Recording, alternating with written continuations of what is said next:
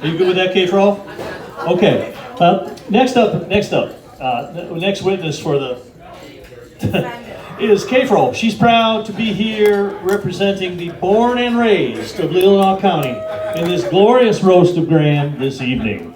K-Troll's devoutly Catholic upbringing has enabled her to pack a punch through prayer and vodka and promise to bring this well-developed craft to the table this evening. Bring it on, girl. Hey.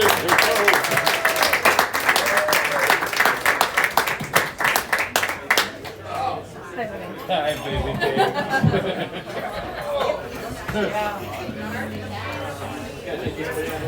You're lucky. I kept it pretty short. Okay. So it should be pretty easy. That's what I told Michelle.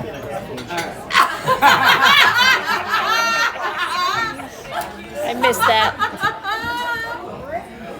All right. Hello, everyone. Tonight, we not only get the opportunity to support a great cause, but I also got asked to share some things about my brother from another mother that I never wanted. We all know him as the fucker in charge of the fucking fuck. Some may know him as Tiny Richmond. Didn't really know a former stripper name.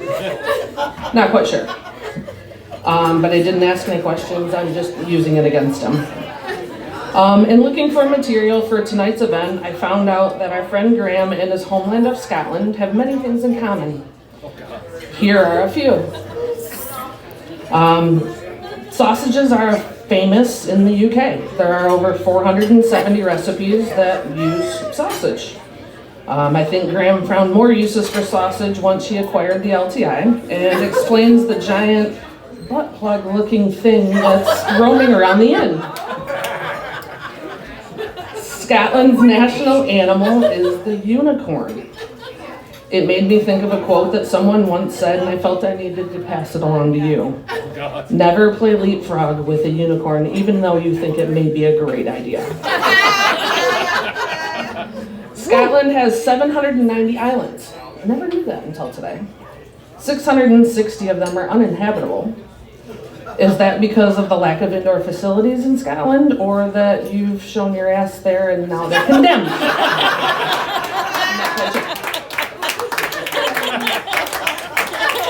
Scotland has a national elephant polo team.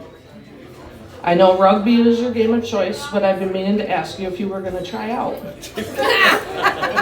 You've got the big bald head, the oversized ears, the big butt, but the long trunk part was questionable.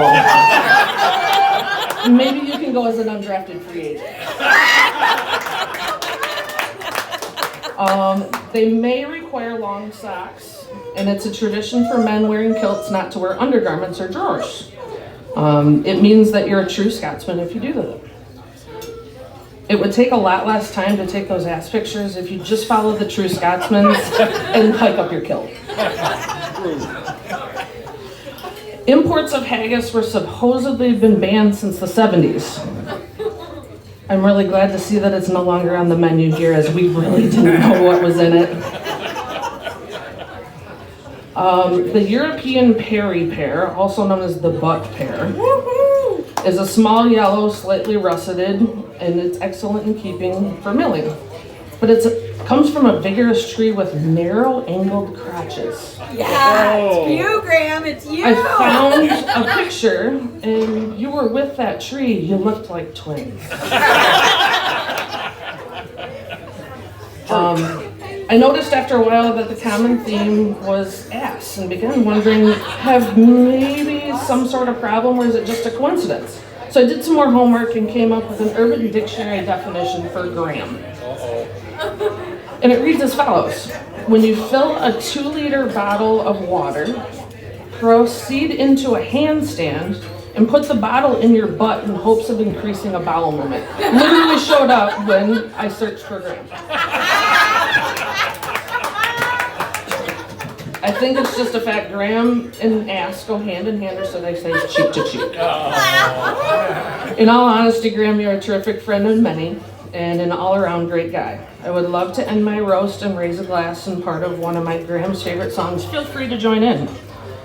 Hey ho, away we go, donkey riding, hey ho, away we go, riding on a donkey.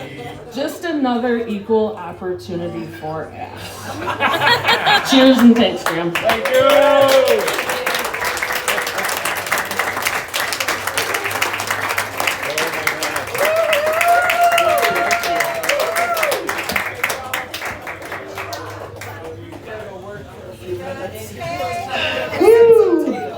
Way to go, K-Fro. The court is amused.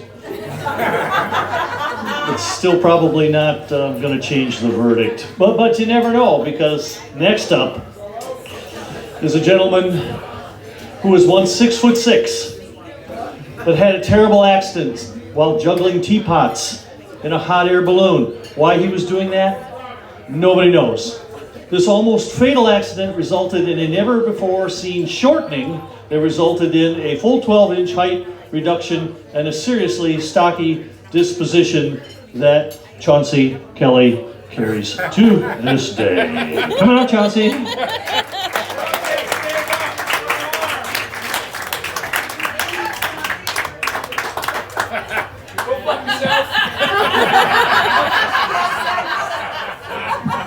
All right, first of all, somebody's a goddamn liar because I was told I was following Kieran. Clearly that is not the case. So I'm just gonna make this shit up for the most part. Just like Graham's management skills, we're just gonna go with it. I am no stranger to a mic in my hand if you cannot tell. I've been drinking, so bear with me. Like I said, I thought I was going to be going after Kieran, so I didn't have this shit pulled up, so you're going to have to wait. Keep eating, stuff your face. It's a great night. Enjoy it. Goddamn you, Google. They make life better until they don't. Fuckers. I'm a software engineer, so I know how much it sucks. If you're looking for a career, don't do that shit. Just don't do it. When I first met Graham, I actually was working as a car insurance salesman. Oh God. And he called me one day asking to insure his Studebaker Ride Me Harder. Unfortunately, we had to decline coverage on that vehicle as it was infested with rabies? All right, Google Drive, where are you? I'm serious. They told me I was going after Kieran. Oh, there you go. All right, there you go. What do you mean spell check sucks? You know how to read? How'd you learn that trick? All right, so I was gonna, okay, look, again, all right, prepared. All right, I was gonna say thank you, Kieran, who regardless of some questionable parenting by our honored guest, Graham, has turned out to be a damn funny and talented and well-balanced individual. The apple fell far from the tree, and I thank God every day for the two-party baby-making system for that.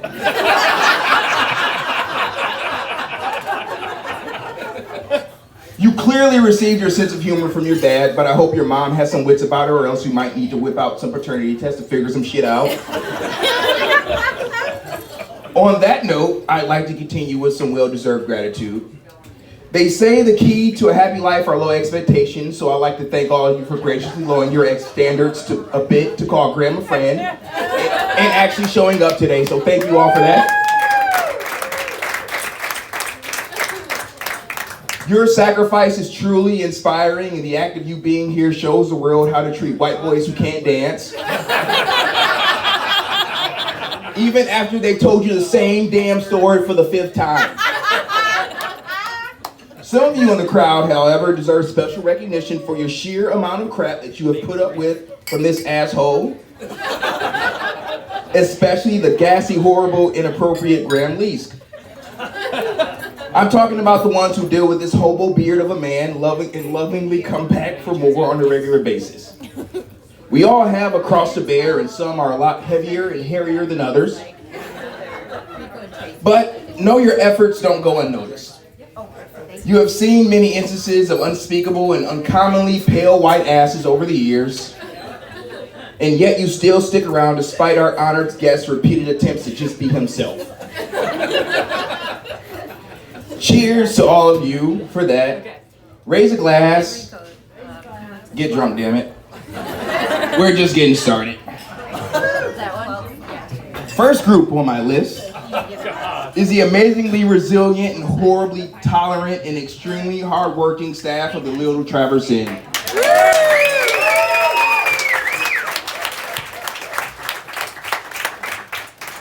None of us would be here if it wasn't for the amazing food and booze you talented folks serve despite the highly questionable management.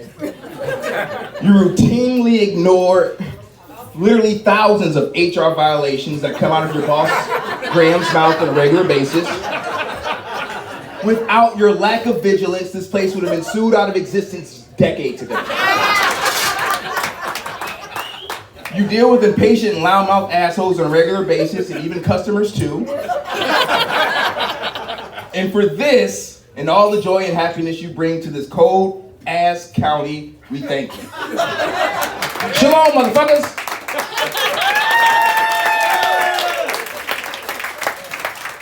Next on the list of thank yous is Graham's lovely daughter, Gemma.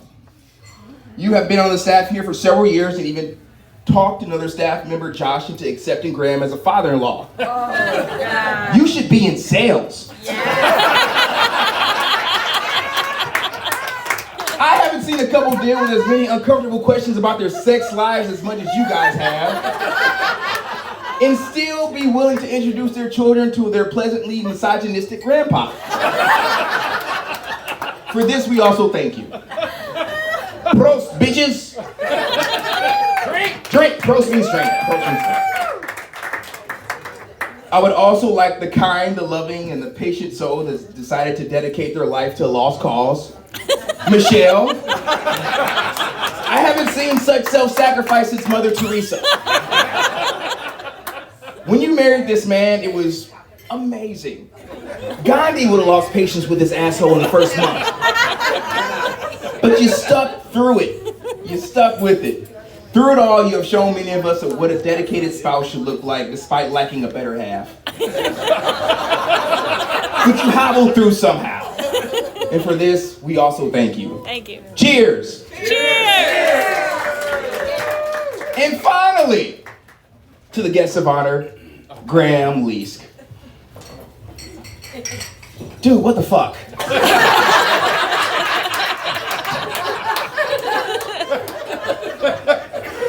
This big woolly bear of a man has the heart of a loving champion packed into a deliciously doughy and sticky body.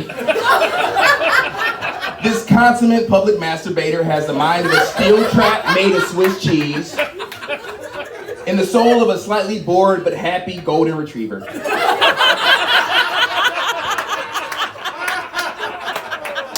Despite your gruff, masculine, manly appearance, you literally are one of the kindest and most loving individuals I have ever been around, and yet you gossip like a lead cheerleader in Heat. And you are brave. Not William Wallace brave, but more like horrible comedian at an open mic night who's too damn drunk to stand up straight brave. You have no fucking filter. And I love it. You can get up in a bar in the middle of Detroit and joke around insulting everyone in the room and still expect to make friends, and you probably would. You have this amazing talent of attracting weird like minds, which makes me question who I am as a person as I write this.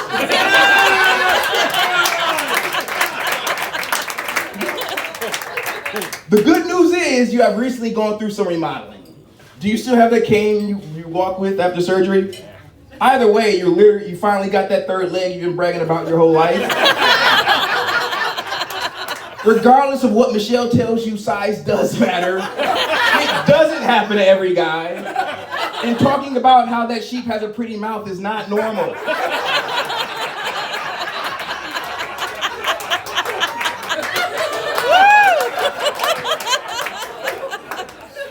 Being friends with Graham is like bleaching your asshole. Horribly painful, functionally useless, and embarrassing if anybody ever found out.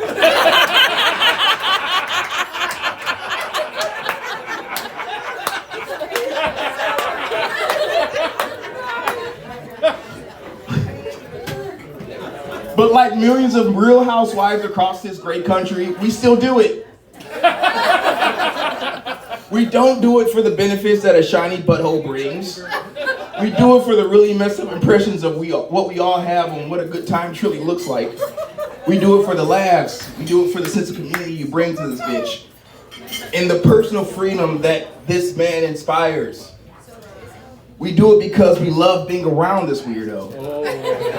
Deep down inside each of us, we know we can't do much better.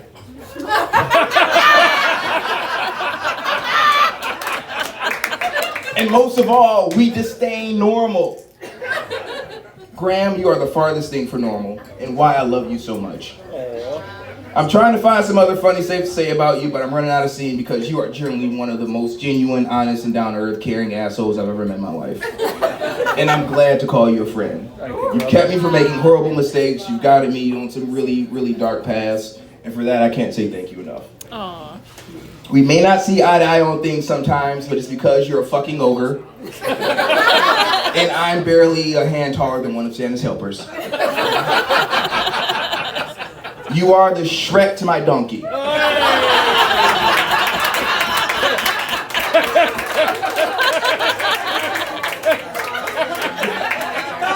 The loving, singing, pale green asshole to my black ass. Outside of that, you're a pretty alright dude, and honestly, my life would not be the same without you. Oh, brother. I don't know how I would have found friendship. I don't know how I would have figured a lot of stuff out if it wasn't for you just listening to me sometimes. And I love and appreciate you, and I appreciate your guidance in helping me get through life when shit was hard. So, love you so much, man. Love you too, brother.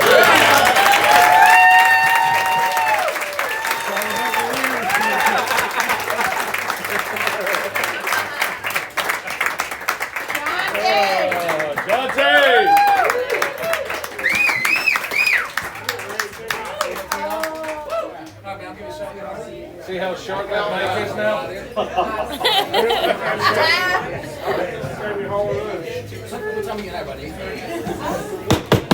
Order in the court. He's guilty!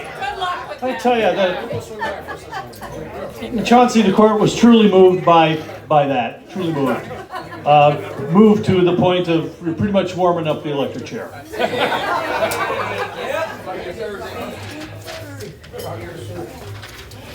All right. Kieran Leask is not only known for being the quickest wit in Leelanau County tonight. Why tonight? Not 24/7? Okay, we'll figure that out. But for having rolled down Sleeping Bear dunes in a large jar of jelly on many an occasion and having the...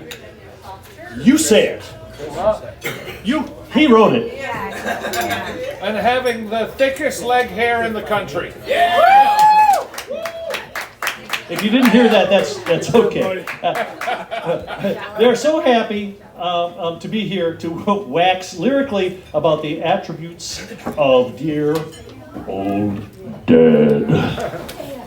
Here's Karen. Yay, Kieran!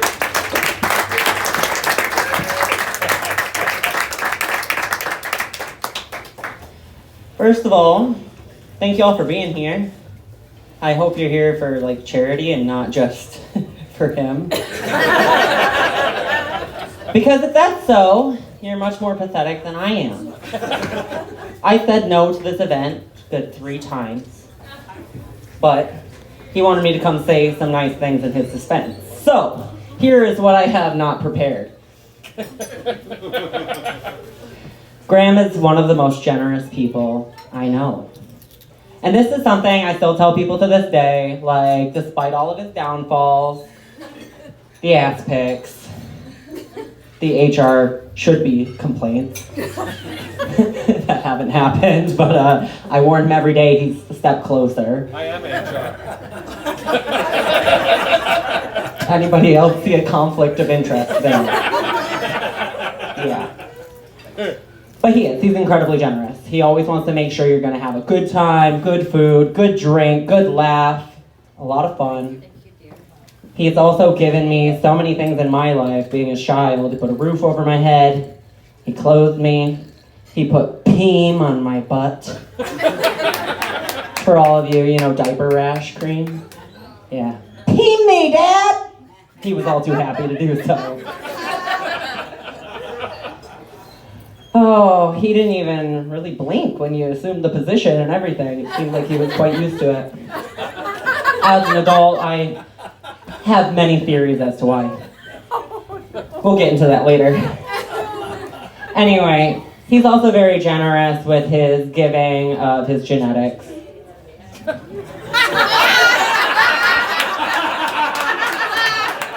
Yeah, let me tell you all. Dad used to have long hair. When he moved to the United States, I think he was still sporting some long hair. He was 21 at the time. Yeah, 21 years old. Okay, so let's say he started puberty around 16. Yeah? Yeah? Somewhere around there. Alright, so we're talking 5 years past the start of puberty. Now, this man gave me his wonderful genetics. And let me tell you, it only takes about 2 years past the input of testosterone to start losing your hair. He was in goddamn denial that whole time. I didn't know him when he was 21, but you know, I came around 27, almost 28 years ago. He came around 28 years ago. Probably Christmas Eve or New Year's Eve. Celebrating, it's fine. I'm thankful because I'm here. I don't like to think about it. I wish you would stop bringing it up.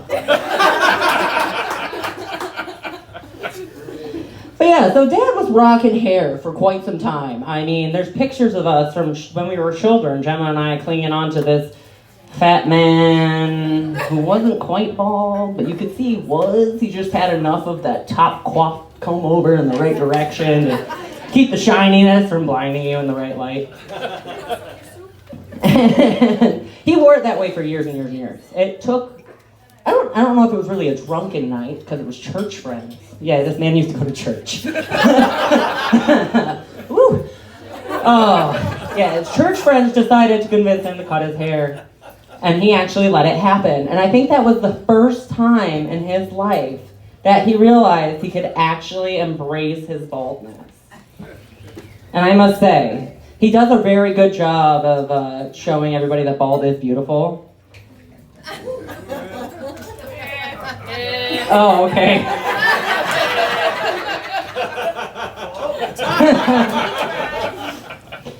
But yeah, he has given me that. Great genetics. And luckily I got the hair on the legs and not in the lower back V area. I don't know, this went away in 2 years. I'm hoping I'm good now. But yeah, so thank you for being very generous. I would also say, like, you were very generous with your music tastes. We grew up listening to the best music. This man was a prime-time example of a parent, and he influenced in so many great ways musically. My 4-year-old self's favorite song was Walking on the Sun by Smash Mouth. Now, if I can remind some of you about the lyrics of that song, I believe part of it goes, put away the crack before the crack puts you away. You gotta be there when your baby's old enough to relate. Well, I can relate now, Dad. We can have that conversation sometime soon. If you want to talk about weed, cigarettes, and booze, we can do that right now. Because I also have to thank my dad for my taste in alcohol. Started at the young age of probably about 2, when he was sticking my fingers in his beer and letting me suck them clean. Many good stories about that. There's also probably the many times I sat along a rugby pitch with an empty can by my side. A couple tongue cuts and a couple tastes of booze later. So thank you for that. Without that, I wouldn't be the brewer I am today, you know. I fell in love with craft beer just like Dad did, you know, back in my teens. Him where it was legal, me where it was fueled by indulgent parents. Or one very indulgent parent. Here. That's all it takes. But yeah, I went through college and he treated me very good as a kid because I knew you don't drink 5 o'clock vodka. No. And we're not getting brunettes. No. We're getting a 6-pack of Two Hearted. Dad taught me well in the early 2000s of craft beer. We drink Two Hearted. It doesn't matter if you don't like it, shut up, drink it. But Dad, it's bitter. You'll like it one day. So I do owe him for my taste in craft beer. Thank you, Dad. You're welcome. Yeah, it was a little young, but I appreciate it now. Let's see, what else do I have to thank you for? Oh, letting me borrow your underwear tonight.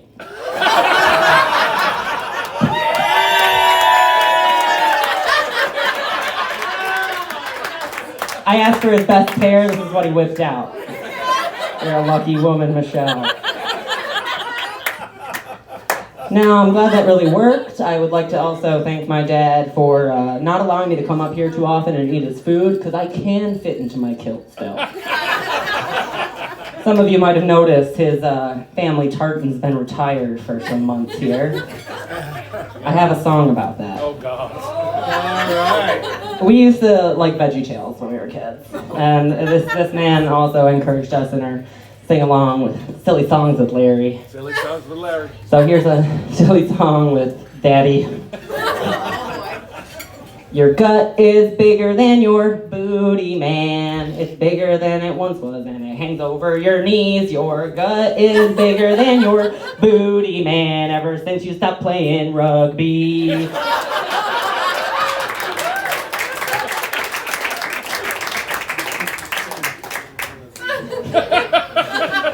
That was for you. The where is my hairbrush was just too obvious.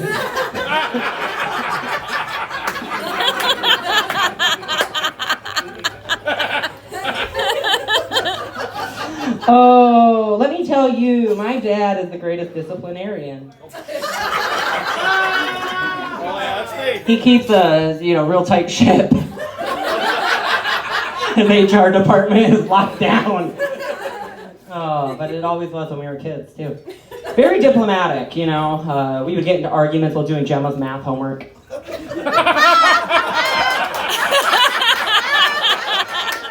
I try to tell him, Americans do math differently, Dad. No, math's all, it's all the same. Like, Dad, you've had 3 Two Hearted and at 7% alcohol. You know how many beers that is? Yeah, you're at 4.5. He couldn't do that math. Not after 3. Oh, I was going somewhere else with that. Damn it, I missed it. Oh, you were on a tight ship, yeah. Big disciplinarian. Back in the 90s, times were simpler, and I think sometimes he yearns for those days.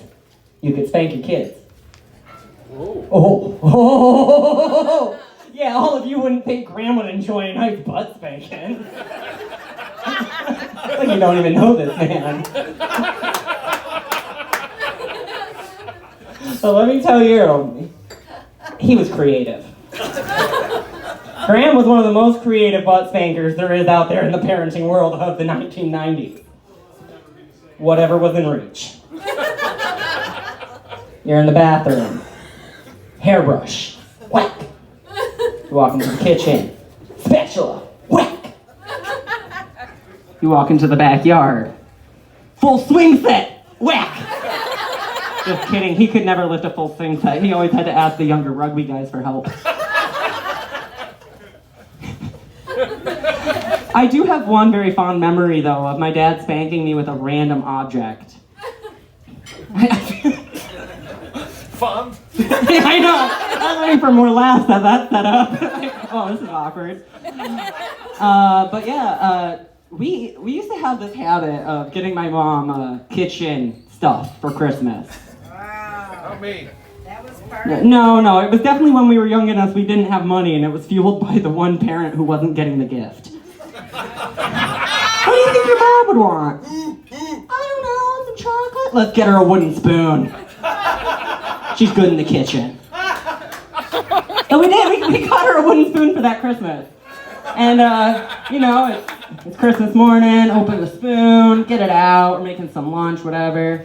And Dad thinks, you're a little old for spanking, but this is funny. And he picks up that wooden spoon, and he proceeds to go, bend over. So what do? Just a little bit. Whack! Breaks the head of the spoon straight off Mom's brand new Christmas wooden spoon. Good job there, Dad. That might be the last time he spanked me, though. He learned the lesson after the hairbrush, the spoon, the cat, the dog. They all suffered from broken spines.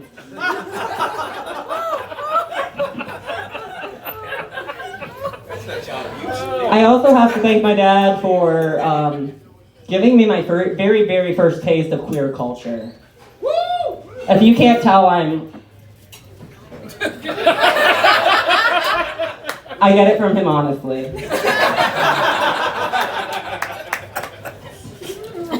I think I was 14 years old when Dad first told me he had a habit of going to the theater to see Rocky Horror. Not the Rocky Horror Picture Show, mind you. This is in Europe. This is in the UK. So he was going to see the Rocky Horror Show. Live theater, on stage. Yeah. He enjoyed dressing up. Yeah. So Dad buys his tickets to go see Rocky Horror live. And he goes, "Oh, you're lucky I'm not wearing my old garb."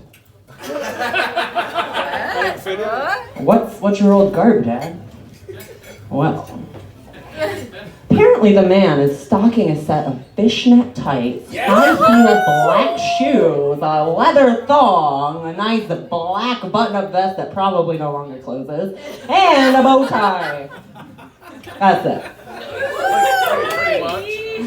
Yeah, apparently he used to wear that to the theater back in the day to go see his favorite show, Rocky Horror, where he liked to say he was dressed up as a sweet transvestite from transsexual Transylvania. So yeah, that was all Dad. Bringing his 14-year-old daughter to Rocky Horror, and this is what you get.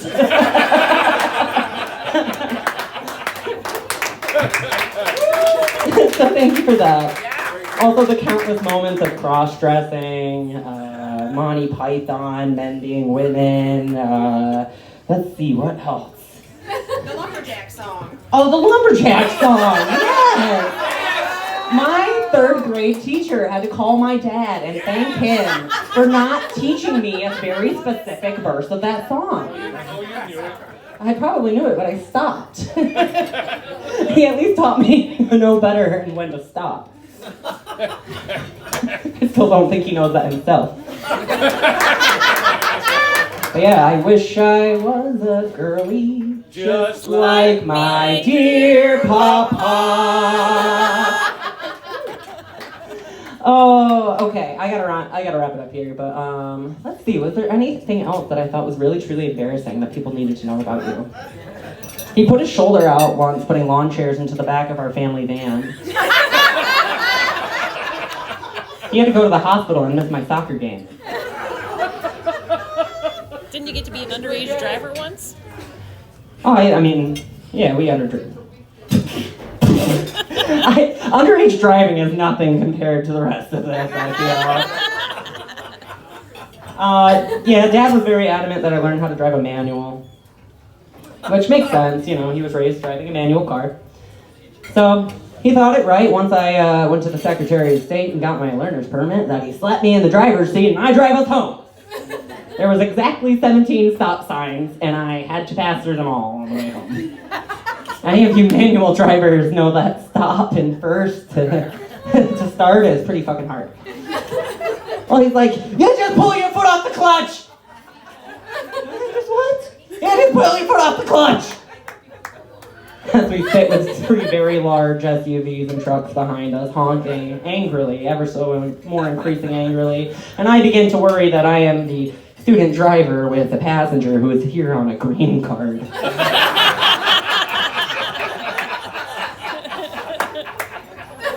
He ain't no American man in his little sob. That brings me to the fact that he is literally the most lucky immigrant in this country. He flies under the radar so hard that even native-born Americans have a harder time living here than he does. You know, the red neck really helps. I keep telling him he should get a hat that's brimmed all the way around and stop with just the baseball cap. We taught him the Pledge of Allegiance and the National Anthem when we were kids, Gemma and I did. We got him a fridge magnet for the Pledge of Allegiance. Took him forever to learn it. I remember being so disappointed in him. I pledge allegiance to the flag Of the United States of America. Oh, he still got it. Woo. Slightly worried there. Which one do you have? Which Pledge of Allegiance do you pledge to? Do we pledge? I don't know. The one that was back in 1998 when my dad was still feeding me Smash Mouth lyrics as a 4-year-old. That math's pretty bad. Anyway, I just want to close out by saying you're a man boober. Always has been, always will be. I'm glad you finally cut your hair because the comb over really didn't work for you. Thank you for all those years where you'd let me stand on top of a chair and scream at you when I was frustrated. It let me see your bald spot and feel better about my own.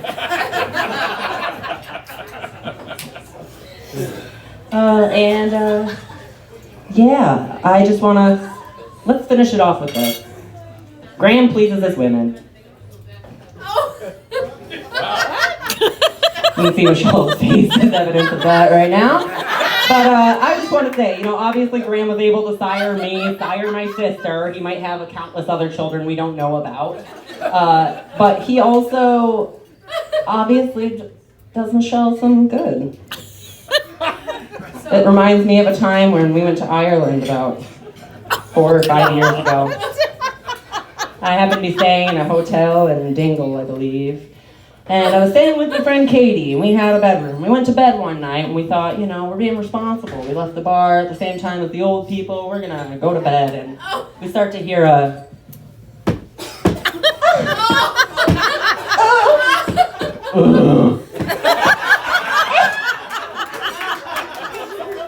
And I go, who's on the other side of the wall?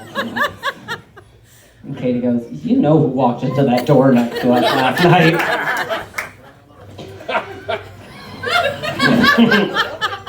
Good job, Dad. Thank you. That's all I can say. You can go fuck yourself.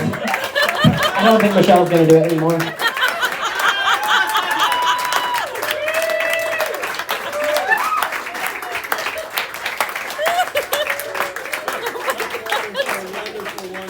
Wow. How many more?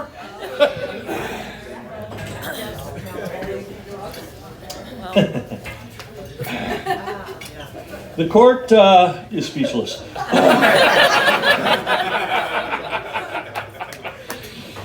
The court would like to call Bill Ross to the witness stand, but he ran out the door screaming about halfway through Karen's oratory. But don't worry, because you know we're the court. We had him dragged back in cuffs. We only had to tase him how many times? A couple, 2, 3? Not enough. Not enough. That's a be more tasing when you're done. Anyway, Bill Ross hails from the planet Zog, and he arrived here on Earth 137 years ago. 138 years ago. You're not any good at math still. This is the author of this. Believe me, I would never say this about a human. His role for the Zogian nations was to crossbreed with a human and study the outcome of said offspring. It is thought throughout the universe that this was a good mating, and Zogian blood will continue throughout humanity. We look forward to hearing his commentary this evening, and we'll encourage him to speak in English. Here's Bill Ross. Bill's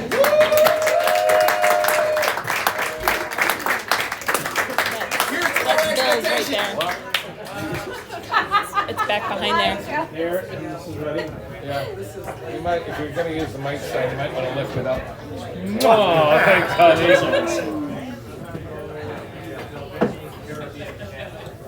You may wish just to hold the microphone. Keep it close to your mouth, honey. Who are these people? Hey, who do you think you are? That's what they all say.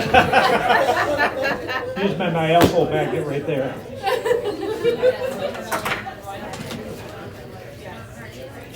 First off, Chris, Nice and loud. I'm honored to help you and row by row. Hail to Graham Lace or HMFWAIC. Okay, just keep the mic close to your mouth. Half inch. Half inch. Yeah. Half inch. There you go.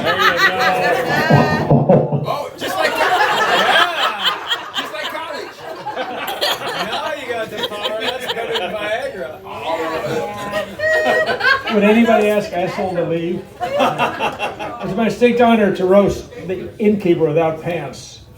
With this hallowed, frequently misunderstood, and may I add, profoundly unappreciated honorific, soon to be named. Where's the bad boy? Where you going? Oh, Jesus, home. It's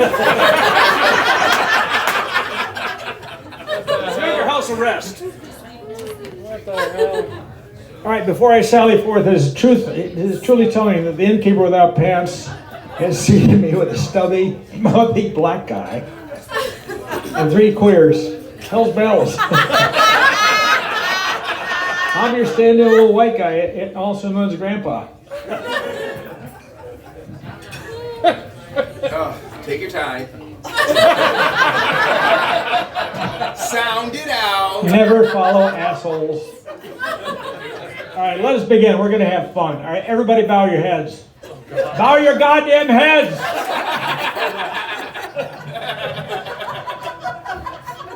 Oh shit. Now what? Take it off. Dream on, motherfucker. Put it back on. Oh my God. We're not finished.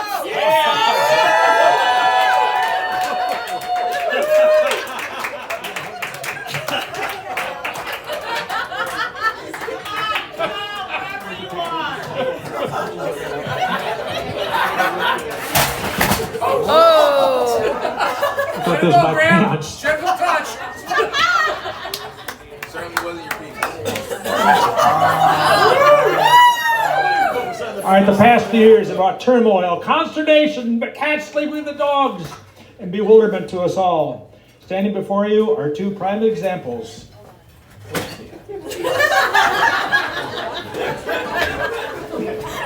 Pull your pants up. They are up. All right, before you have 2 prime examples in both this spectacular copyrighted image. Stand that way. Stand that way. You want me to leave? And in the flesh. Damn if you do, and I'll be on rack 9. I'll be in bed by 9, so forget it. I feel like the cameraman in Groundhog Day. Anybody want to put it in bed? Anybody? Becky, how about you? You want to take me home?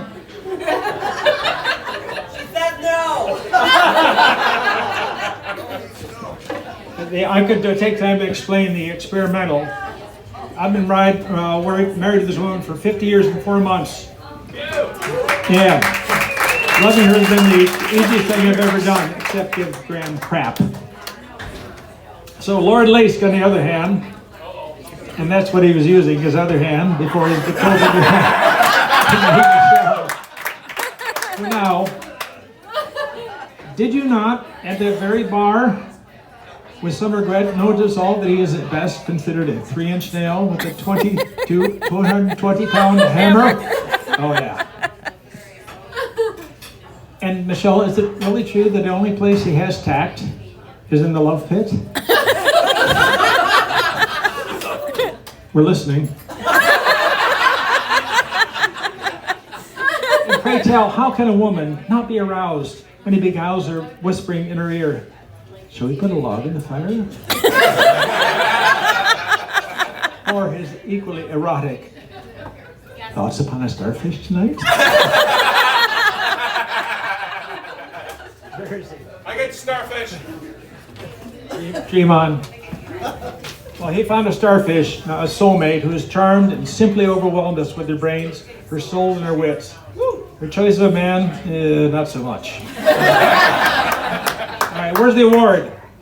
Oh, God. Pull your pants up! Here, let me.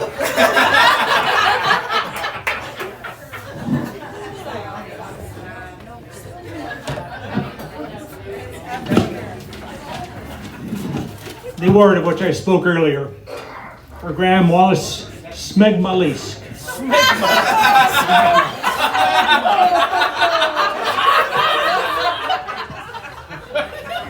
We few, we happy few, we band of brothers, honor the son of Scotland, Graham Wallace. Close enough. Smegmalisk as the rightful holder of the pork sword. The gentleman's weapon of choice. The beef bayonet.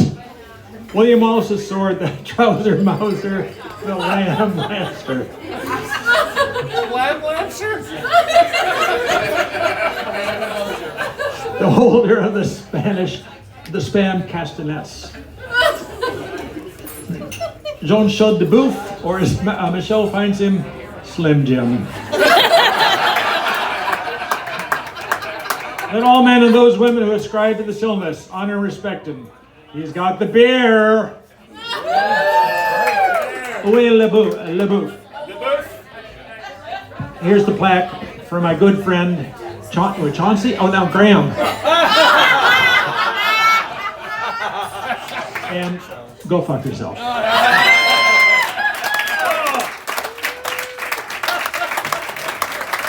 That's all you're gonna need tonight. Hey, Mike, come here. What's in here? Good job, Mr. Ross. Thank you, Bill. Yes, that's whose airplane is parked out, taking up about 6 parking spots. Donations accepted.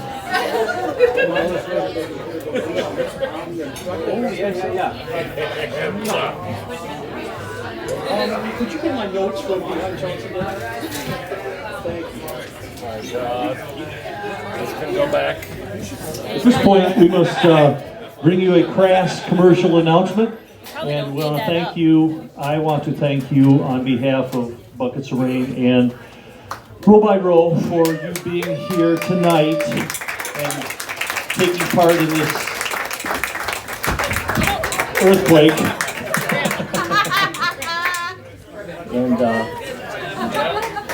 And for Graham and Michelle, they've supported our group. I wish I could take this wig off so that you'd take me seriously. In my dreams, they've supported Buckets of Rain and Row by Row for years, and been with many. I think this is our second roast, and we did that. I don't know how many of you remember when we did the bad dad joke thing. If you missed that, we're going to do it again, I hope, and don't miss it the second time. Because Graham says, he says, now look, there's only a couple of rules for this bad dad joke fundraiser here, and that's it. Everything's got to be clean on the up and up. And when it's his time to square off against the other jokester, oh God, he's like so, he was a bad dad. I can't even go there. The baddest of dads. Yeah, so we're all doing our best to not say anything, even remotely off color. And Graham sits down and crosses his arms and pulls the microphone up to his I say, so what the hell did you say? I can't go there. It was the most disgusting stream of profanity I'd ever heard in my life. And all the other joke tellers went, okay, new rules. So anyway, we've had a request for an encore. Bill Ross hails from the planet Zog. Oh no, never mind. I'll pass on. Tracy Cruz, a well-known sheep farmer, cider maker, and thrift store secret shopper who makes her home in Empire is so excited to deliver her address this evening about our host, who comes from the country, and our host comes from the country that developed drunk sheep shagging whilst wearing used clothing. Let's see how she depicts this artistic creature. Tracy Cruz.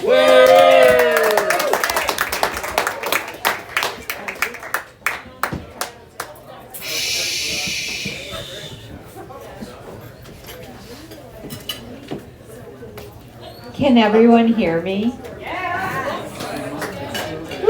But can they see you? Yeah. One of the fun times with my sheep has been when I walked in after shearing and Graham says, "Let me smell your fingers." I'm like, okay. That's actually true. Oh my God, I am so on my bales of wool right now, playing in my dad's barn or wherever, in the warehouse where he was. So thanks y'all for coming tonight and for celebrating our wonderful row by row and buckets of rain and everything. So I appreciate it. Yeah. So I've known Graham for about 10 years, give or take, a lifetime. I stopped in for a drink after a late meeting. And when I read this just a moment ago, I thought it said a late mating.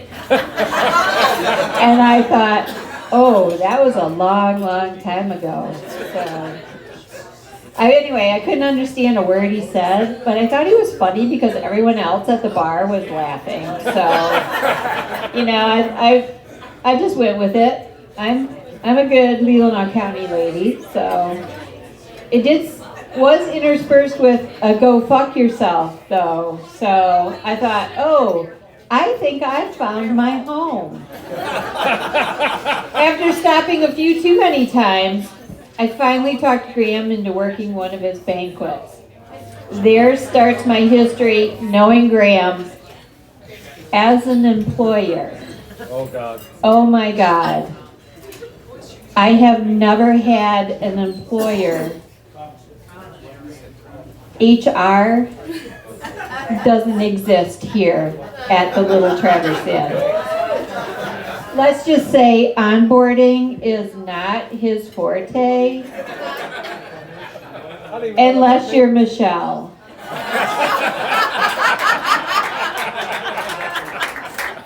So, you walk into the kitchen and there is, I swear to God, you can't make 15-year-old teenage boys blush.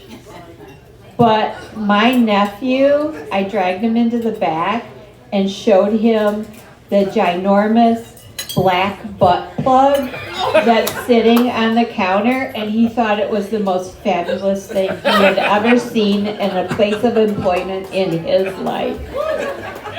We didn't call HR that night.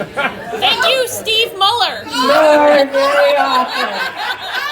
Thank you, Steve. I am like the best aunt ever now.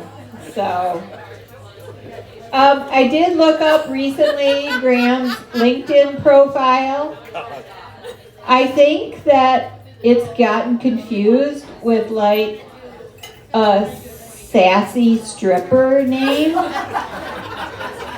It's called BJ Astronaut. I do remember when Graham turned 50, he sprouted dinosaur arms. They were about this big for about 5 hours that night. And for some reason, he couldn't reach the flag to bring it down for about 5 times that night. Michelle had to go help him with that, as usual. So I've also heard, after working with Graham, like the...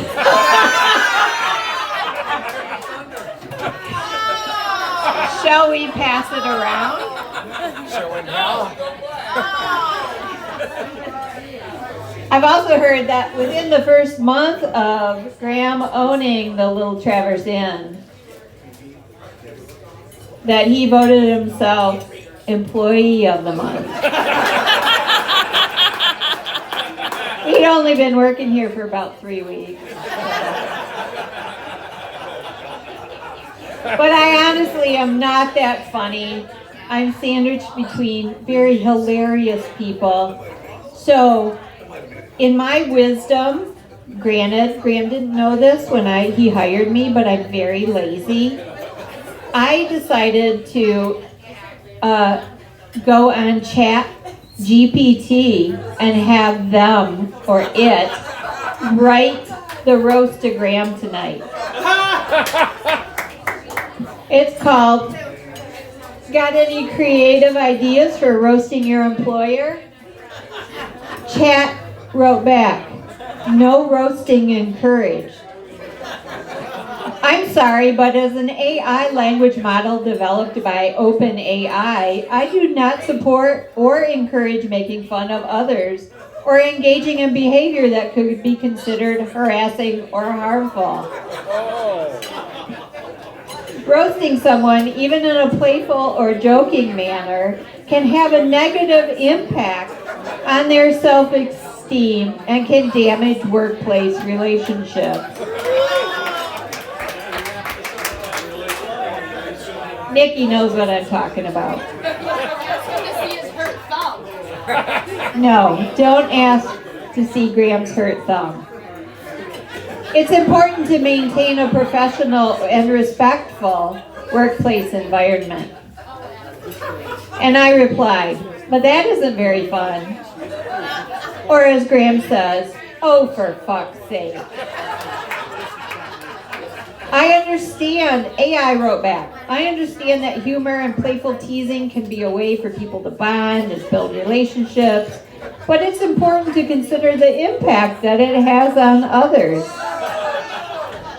And to avoid crossing the line into unprofessional or harmful behavior. I too have seen that fuzzy ass. AI didn't say that, I did.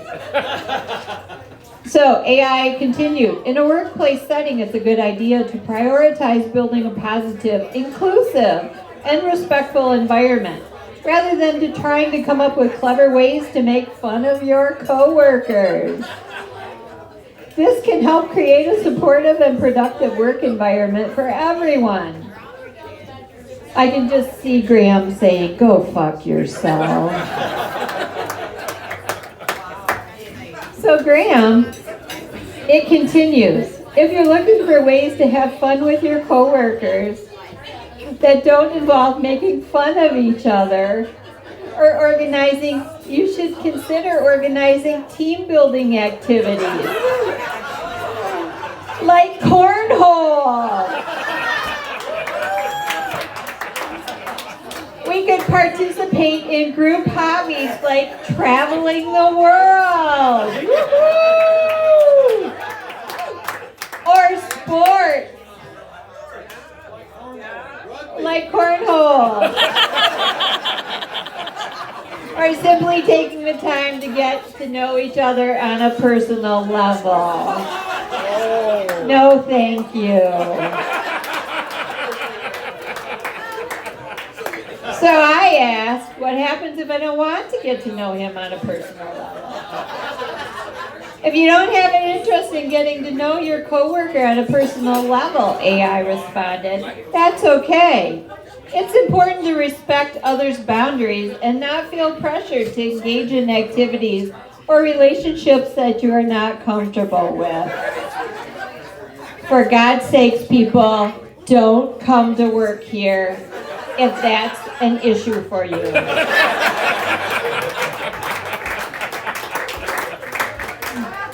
As AI continued, in a professional setting, it's still important to maintain a respectful and professional demeanor towards all of your coworkers. Minus the go fuck yourself. Even if you don't have a close personal relationship with them. This can help create a positive and productive work environment for everyone. If you're looking for ways to improve your relationship with your coworker, other than marrying or sleeping with them, I would say,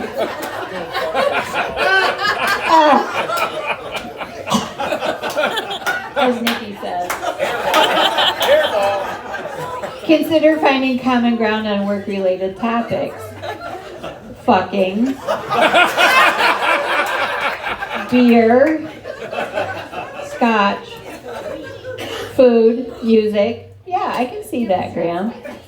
While also being open and approachable and showing respect for their opinions and contributions. Go fuck yourself. Go fuck yourself.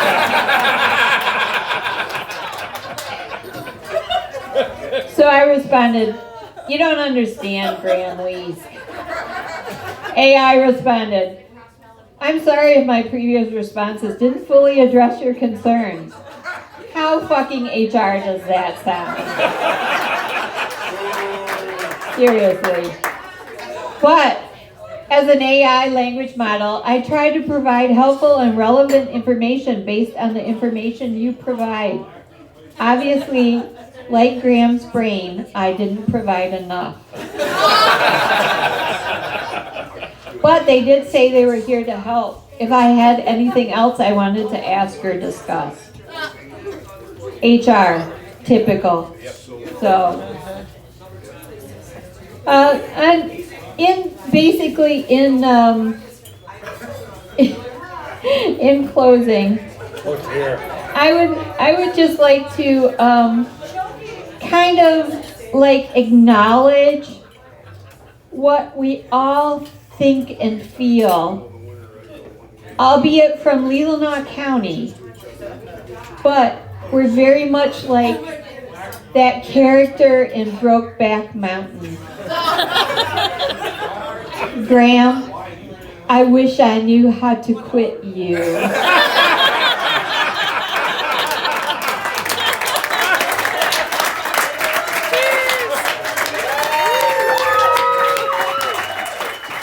So let's raise a toast to this fine man, Graham Lees. Cheer, cheer. Cheers!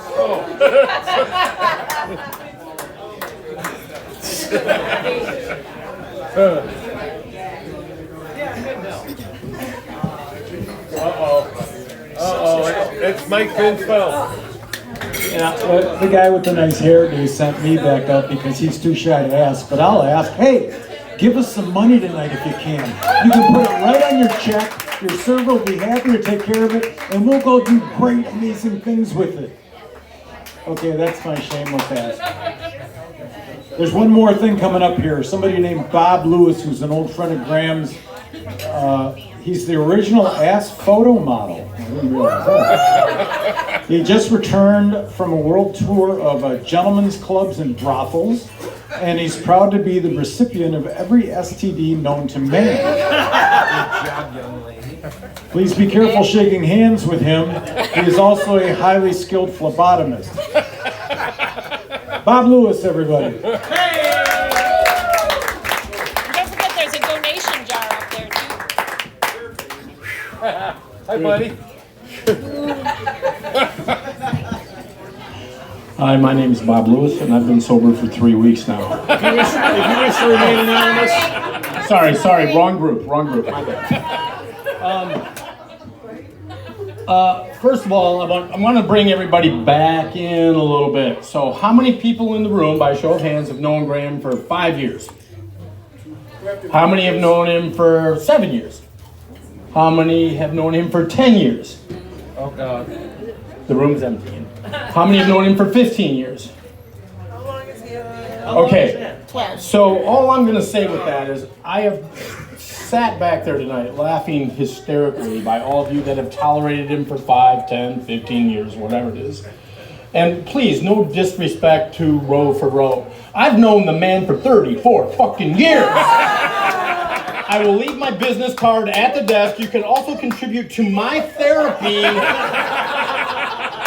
And I'm not trying to take it away from Row by Row. It's a great organization, but for God's sakes, have some compassion in your heart for me.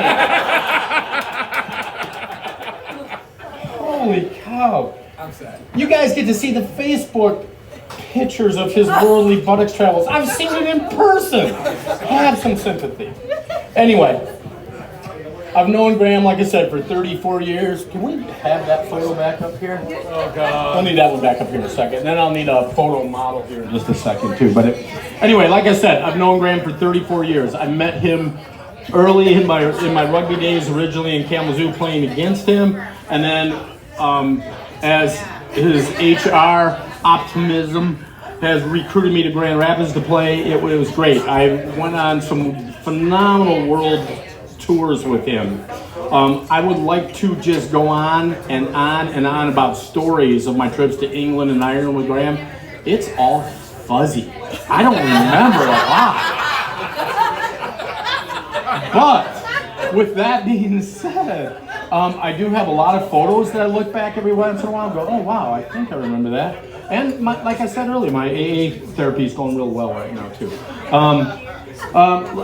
As we look around the room, you saw some of the pictures, and this is a perfect example of Graham's current world tours, as we all see the buttocks photos that he chooses to send. And normally, when I talk to Graham, he refers to them as buns of steel. When I talk to Michelle, she refers to them as Cinnabuns.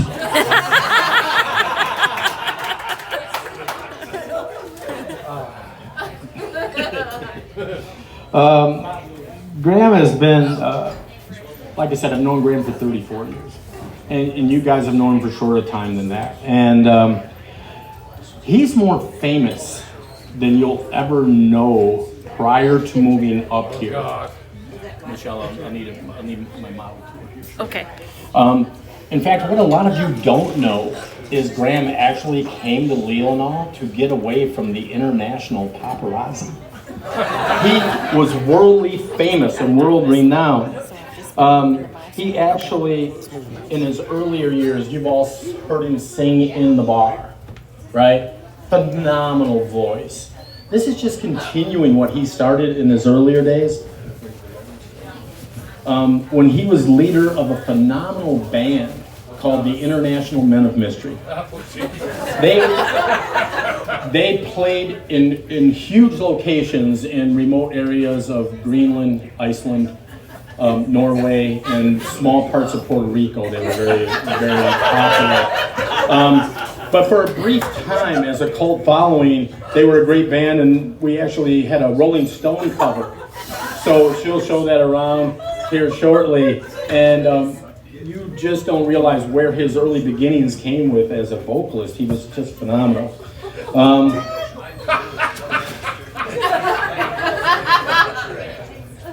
Oh goodness. Graham has. I'll wait till you come back. Like I said, I've known Graham for a lot of years, and Graham's always been a leader. A leader and an innovator. He's always, I met with him early on. I've been a restaurateur all my life, and when Graham got ready to come up here, we talked about restaurants, and he's become a great innkeeper and restaurateur. Prior to that, he was a phenomenal rugby player and coach.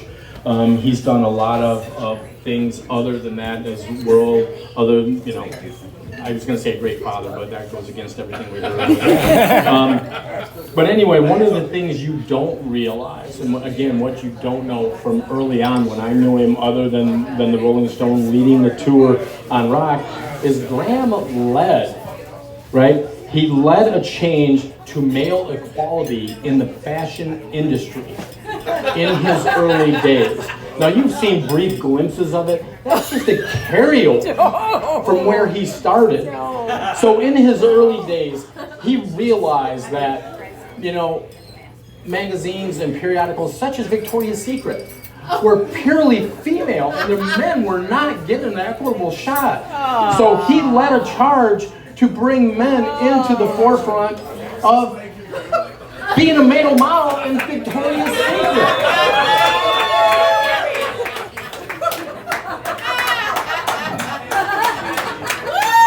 Pictures are worth more than words. I'll let you soak that up. I'm sorry. I can't unsee that.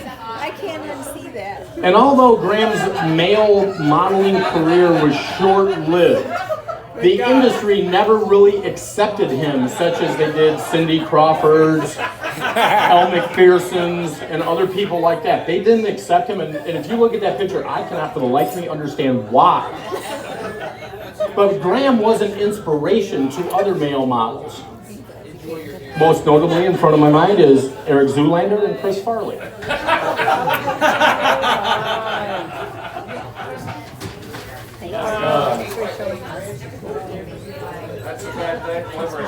That's a bad night no matter who sees it.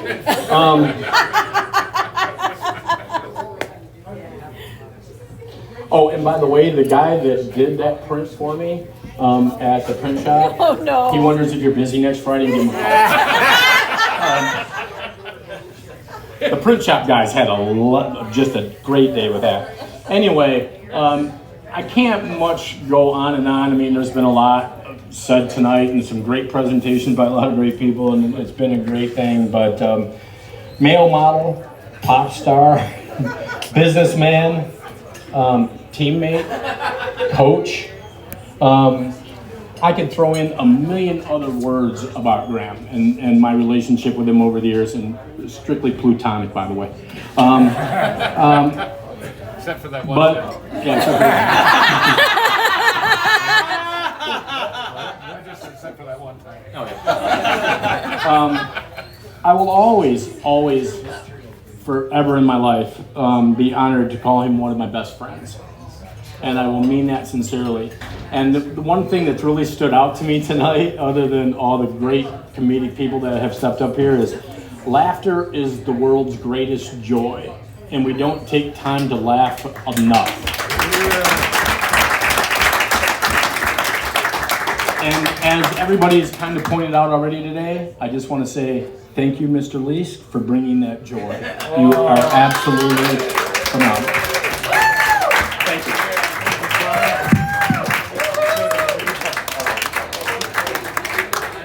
All right. It's Mom Bush's turn, right? Our last one. Last roaster of the night.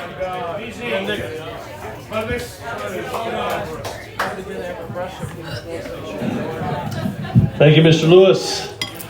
We have one more. One more. Is anybody missing here tonight? Yeah, I think somebody's missing.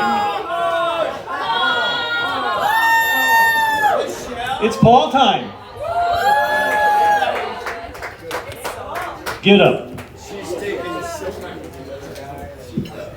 All right. Hold on a second here. I need the mic set up. Well, that's right.